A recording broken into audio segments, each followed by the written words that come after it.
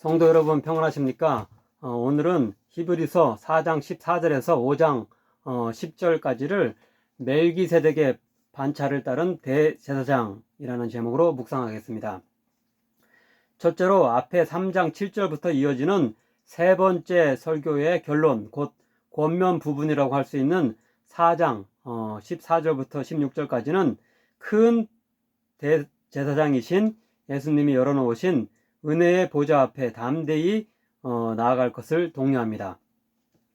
이것은 어제 말씀한 대로 광야에서의 그런 조상들과 달리 고난과 박해 중에도 불순종하여 안식, 곧 구원에서 중도 탈락하지 않는 능력을 얻기 위해서는 죄를 용서하시고 구원을 베푸시는 대제사장이시자 하나님의 아들로서 십자가의 죽음에서 부활하시고 승천하셔서 하나님 우편에 다시 앉으신 권능의 예수님의 능력을 덧입는 일이 필요하다는 뜻입니다. 아무쪼록 우리들도 스스로의 힘으로는 견딜 수 없는 고난과 역경에 처했을 때 우리에게 구원을 베푸시는 대제사장이신 예수님, 그리고 불순종하여 구원에서 중도 탈락하지 않을 수 있는 큰 위로와 인내심을 허락하시는 하나님의 아들, 높으신 그 하나님의 아들 예수님의 은혜의 보좌로 기도를 통해 나아가서 능력을 덧입고 승리할 수 있는 우리 모두 되길 간절히 바랍니다. 구약 시대에는 단지 대제사장만 1년에 단 한 번 지성소에 들어갈 수 있었는데요. 그 지성소에는 언약궤가 있었으며 그 언약궤 윗부분, 곧 언약궤를 덮는 금으로 만든 뚜껑 부분에 하나님이 임재하셔서 죄를 용서하시는 속죄소 또는 은혜의 보좌, 시은자, 은혜를 베푸는 자리, 그래서 시은자라고도 이렇게 성경 이렇게 밑에 각주에 보면 나와 있는데요. 이 은혜의 보좌가 그 지성소 안에 언약궤 위에 위치해 있었습니다. 출애굽기 25장 22절에 나옵니다. 그런데 예수님께서 십자가에 달려 돌아가실 때 지성소를 가리는 휘장이 찢어지게 되어 이제 누구나 언제든지 기도를 통해 하나님의 임재를 상징하는 성소 혹은 지성소에 들어갈 수 있으며 예수님의 죄 용서의 은혜를 누릴 수 있게 되었습니다. 동일한 뜻으로 히브리서 10장 19절은 이렇게 말씀합니다. 그러므로 형제들아, 우리가 예수의 피를 힘입어 성소에 들어갈 담력을 얻었나니. 비록 새로운 유혹거리와 어려움들이 우리들의 신앙 생활을 방해할지라도 그때마다 기도를 통해 예수님의 은혜와 능력을 덧입고 승리하는 우리 모두 되길 바랍니다. 다음으로 5장 1절에서 7장 마지막 절까지는 예수님이 멜기세덱의 반차를 따르는 대제사장이시라는 주제의 네 번째 설교가 나오는데요. 5장 1절부터 그러니까 5장부터 7장까지는 이렇게 멜기세덱의 반차를 따르는 대제사장이신 예수님이라는 주제의 설교가 나옵니다.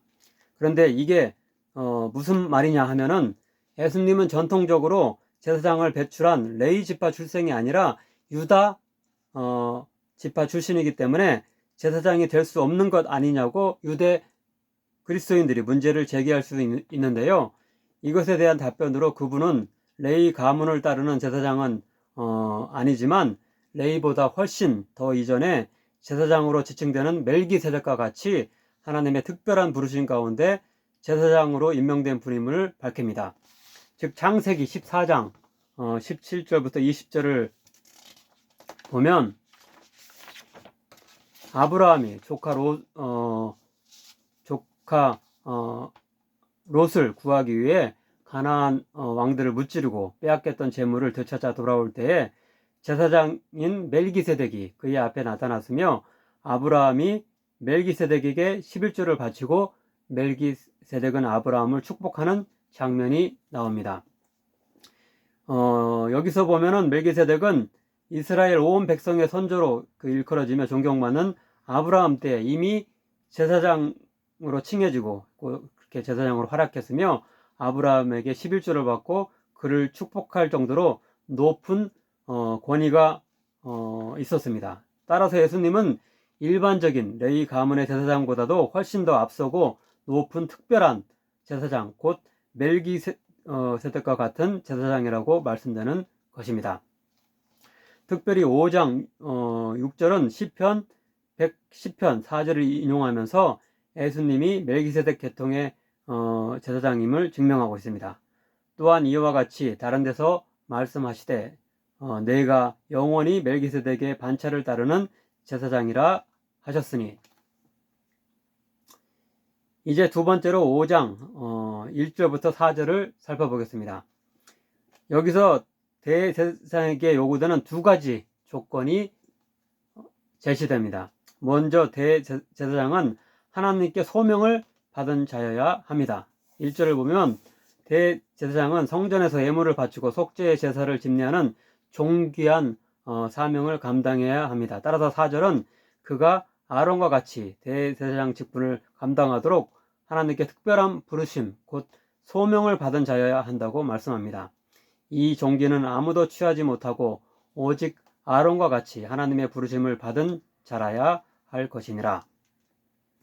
두 번째로 대제사장은 제사 드리는 일반인들의 연약성을 공감하고 용납할 수 있는 자여야 합니다. 2절, 3절입니다. 그가 무식하고 미혹한 자를 능히 용납할 수 있는 것은 자기도 연약에 휩싸여 있음이라. 그러므로 백성을 위하여 속죄제를 드린 것 같이 또한 자신을 위하여도 드리는 것이 마땅하니라. 우리가 레위기에서 볼 수 있듯이 제사장 역시 인간이므로 죄를 지을 수밖에 없고 따라서 자기 자신들을 위해서도 속죄의 제사를 드렸던 것입니다. 이 말은 무엇이냐면 제사장들 역시도 그런 연약한 인간이기 때문에 때로는 죄를 짓고 허물이 있는 자이므로 이렇게 제사 드리러 오는 다른 사람들을 위해서 하나님께 이렇게 탄원하면서 용서를 구하는 그 제사를 집례할 수 있다는 것입니다. 세 번째 단락인 5절부터 10절은 우리 예수님은 바로 앞에서 이렇게 제시된 대제사장에 대한 두 가지 요구사항을 모두 충족하시는 분임을 증명하고 있습니다. 먼저 5절, 6절 그리고 10절은 예수님이 하나님의 아들이 되신 것과 멜기세덱의 반차를 따르는 대제사장이 되신 것 양자 모두 하나님의 뜻과 부르심에 의한 것이었음을 밝힙니다. 5절, 6절만 인용하면 다음과 같습니다. 또한 이와 같이 그리스도께서 대제사장이 되심도 스스로 영광을 취하심이 아니며 오직 말씀하신 이가 그에게 이르시되 너는 내 아들이니 내가 오늘 너를 낳았다 하셨고 또한 이와 같이 다른 데서 말씀하시되 내가 영원히 멜기세덱의 반차를 따르는 제사장이라 하셨으니.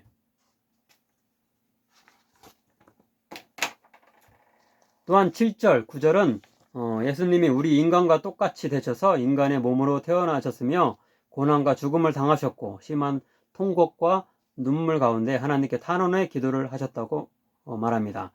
예수님은 높으신 하나님의 아들이심에도 불구하고 이렇게 우리 인간과 똑같은 경험을 하셨기 때문에 더 위대한 대제사장이시라고 말할 수 있습니다. 8절, 9절입니다. 그가 아들이시면서도 받으신 고난으로 순종함을 배워서 온전하게 되셨은즉 자기에게 순종하는 모든 자에게 영원한 구원의 근원이 되시고. 아무쪼록 우리의 연약함을 다 아시고 우리가 비록 시험에 빠져 죄를 지었을지라도 불쌍히 여기셔서 우리의 죄를 대신 하나님께 아뢰어 용서해 주시길 기뻐하시는 참된 대제사장이신 예수님을 늘 기억하며 날마다 더욱 온전하고 성숙한 신앙인들 될 수 있도록 나아가길 간절히 바랍니다. 기도하겠습니다. 사랑의 하나님, 우리의 연약함을 체휼하시고 기꺼이 용서해 주시길 원하는 좋으신 대제사장이신 예수님을 우리에게 보내주시니 감사드립니다. 때로 불만 가운데 죄를 짓고 믿음의 퇴보가 있는 적이 있음을 고백합니다. 그때마다 우리에게 은혜를 베풀길 원하시는 예수님께 나아갈 수 있는 자들 되게 하소서. 예수님이 십자가의 고난과 죽음으로 활짝 열어놓으신 하나님의 임재의 장소, 곧 은혜의 보좌에 담대히 나아가 정결함을 입으며 더욱 온전한 신앙인으로 변화될 수 있게 하소서. 예수님의 이름으로 기도하옵나이다. 아멘.